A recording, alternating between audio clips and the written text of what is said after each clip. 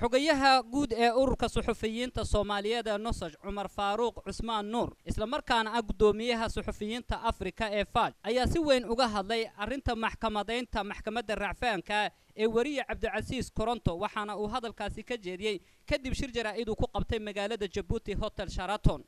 maxkamadda sare maanta hadda arintu ay hortaalo maadaama maxkamadihii racfaanka iyo tii gobolka Banaadirba ay dhaaftay in يعني أرنتاني تو عدالة وإيه وهيليان إن وريهاني لسيدايا واحد دول مياه وقال مجرته شغدي سوق بسنة شغدي سنة ملقو عقابي كرام قضبك وقومي هم سنة ربينا هالك أنا هوستك حريقة وحيتها مركات في ريسيت صحفي وحال عقابي حيرك عقابة الصوماليات وحق ضره قفك الصحفي إن لا استعمال حيرك عقابته أيضا شغدي سنة إيجيو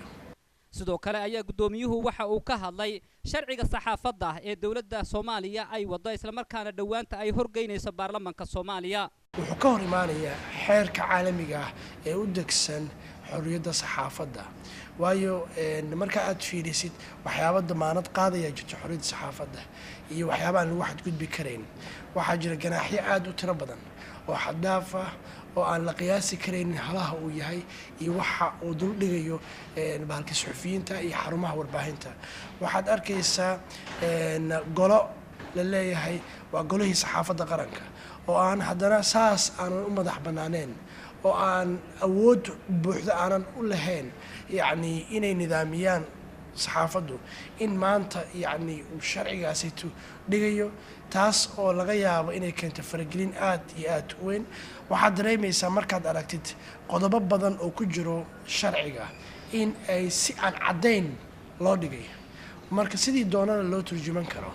taas ay keenayso inuu halkaa ka yimaado jahawareer sharci inuu ka yimaado oo la isku wareero oo dadku ay fahmi waayaan waxa yacni run ahaantii looga jeedo waxaa haddana gaar ahaan annaga suxufiyiin ahaana dhibaya waxay tahay wuxuu qeexayaa waxa anshaxa saxaafadda uu yahay taa laftirkeedana waa dhibaato waayo anshaxa saxaafadda siduu u qeexayo ma aha mid waafaqsan xeerarka caalamiga ay suxufiyiintu ay ku shaqeeyaan taas laftirkeedana waxay tahay wax loo baahan yahay in ayadana wax la iska yiraahdo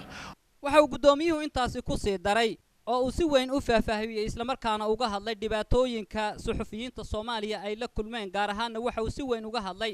dilalkii faraha badnaa ee loo geystay qaar ka mid ah suxufiyiinta Soomaaliyeed waxa kale uu tilmaamay xogayuhu dadaalka ururka Nosaj ugu jiro badbaadinta xuquuqda saxafiyiinta Soomaaliyeed ee ku nool dalka Soomaaliya iyo dibaddiisaba sidoo kalena waxa uu tilmaamay inay dhawaanta wadaan inay sameeyaan isku xir guud isla markaana si guud ay uga warhayaan laamaha kala duwan ay suxufiyiintu u shaqeeyaan ee dhinacyada warbaahinta si ay u sugaan xuquuqda suxufiyiinta Soomaaliyeed Ali Cabdullaahi Hon Cable TV Djibouti